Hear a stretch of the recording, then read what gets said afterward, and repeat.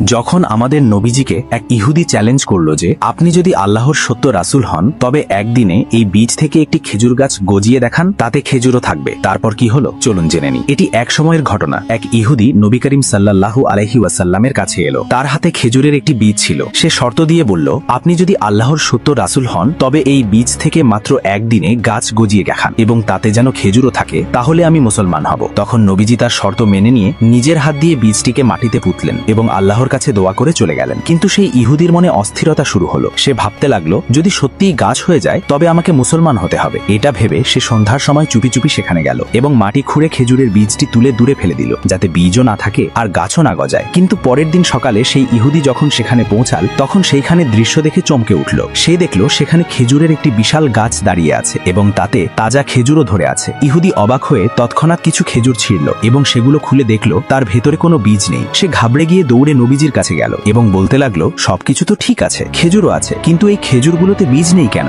নবীজি মুচকি হেসে বললেন, বীজ কিভাবে থাকবে? ওটা তো তুমি সন্ধ্যার সময় তুলে ফেলে দিয়েছিলে। এই কথা শুনে সেই ইহুদির মন গলে গেল। তার বিশ্বাস হয়ে গেল যে নবীজির কাছে কোনো কিছুই গোপন থাকতে পারে না। সে তখনই কালেমা পড়ল এবং মুসলমান হয়ে গেল। সুবহানাল্লাহ।